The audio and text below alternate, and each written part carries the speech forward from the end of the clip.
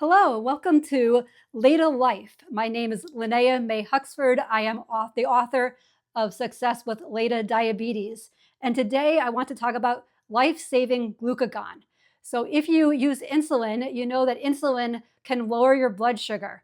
It does a very good job of lowering blood sugar. It only lowers blood sugar. It does not raise blood sugar. And this can become a serious problem because it's hard to dose insulin.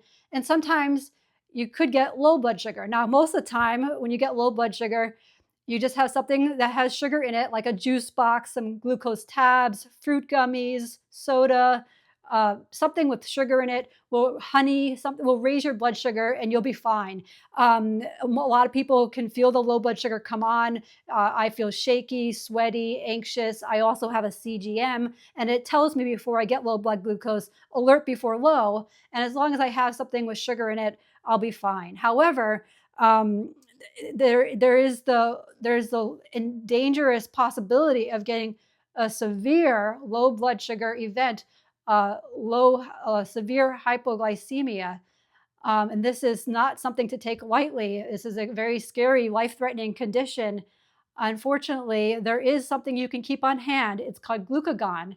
And if you ever become unconscious because of really severe low blood sugar, if you have this on hand and you have somebody near you that knows about it, they can administer it to you. So this is really a life-saving medication that a family member, a friend, a coworker could give you in a severe emergency, a severe hypoglycemic event. I fortunately have never had a severe hypoglycemic event.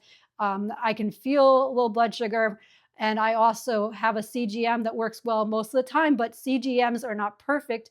And sometimes they stop working. And when they stop working, that's the scariest thing, that you might get low blood sugar and you don't know it. And so insulin is a hormone that is great for treating diabetes. If type 1 diabetes, LADA diabetes, any kind of diabetes where your body is not making enough insulin, insulin is definitely the treatment.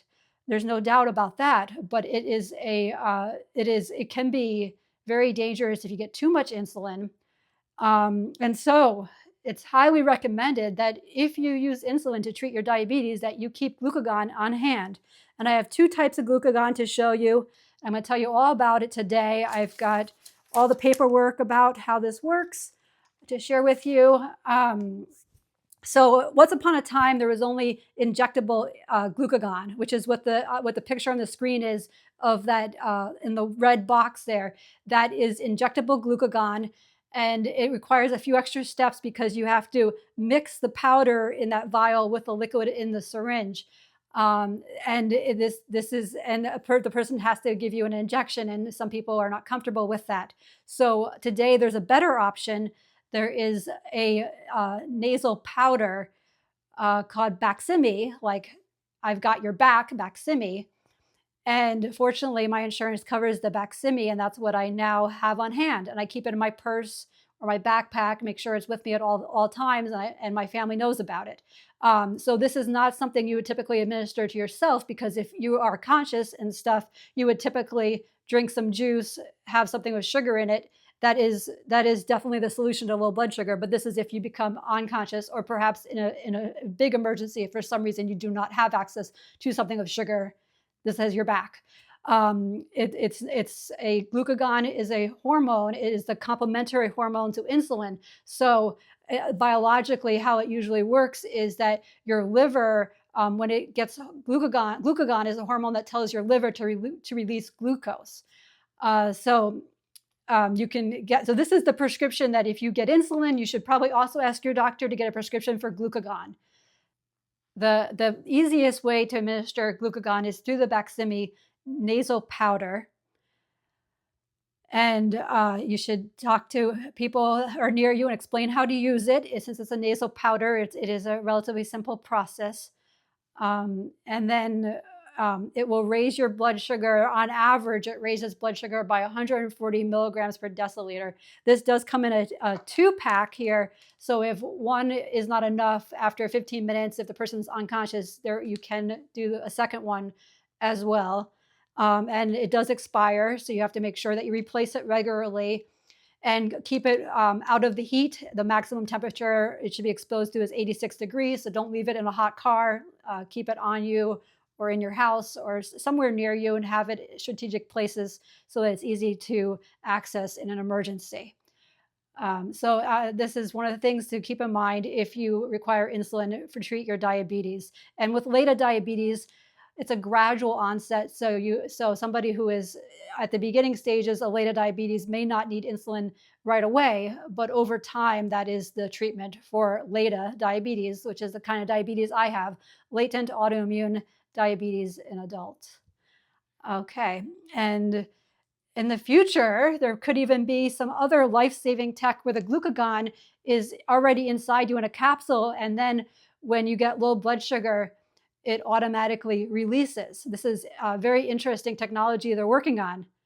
However, we're not quite there yet. I saw this post on social media, and this one response was spot on. They said, I worry about when the CGM is inaccurate in low readings and administers glucagon that's not needed. My sensors fail from time to time, and right before they fail, they tend to read low when I am not, in fact, low.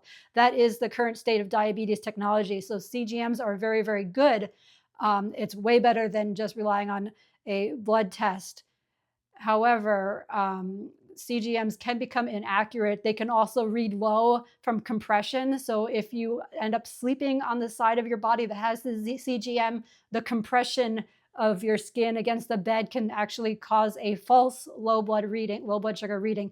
So definitely need some solutions here, some better technology so that this life-saving future technology of automatic glucagon to save your life doesn't happen when you just have a faulty sensor. So I hope this information was helpful today.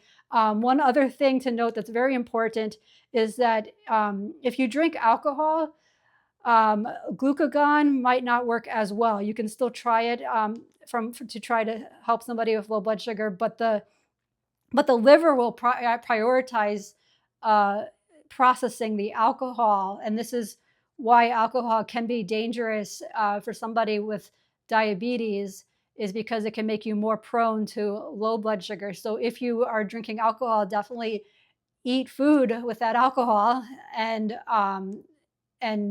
know that it can be a risky thing. Heavy drinking can be a problem because of the liver won't release glucose as it normally would, and then you can get low blood sugar. So watch out for that. If you have experience with severe low blood sugar, if you've tried Baqsimi or Glucagon, I'd love to hear from you. Please leave a comment about your experience. I would love to know about it. The more we can talk about this, the better. Diabetes is a serious condition, and insulin is extremely tricky to dose, and blood sugar can be variable for so many different reasons. Thank you, and subscribe if you'd like to be notified when the next episode of LADA Life comes out. I have so many ideas for this podcast, so more coming soon. Thank you.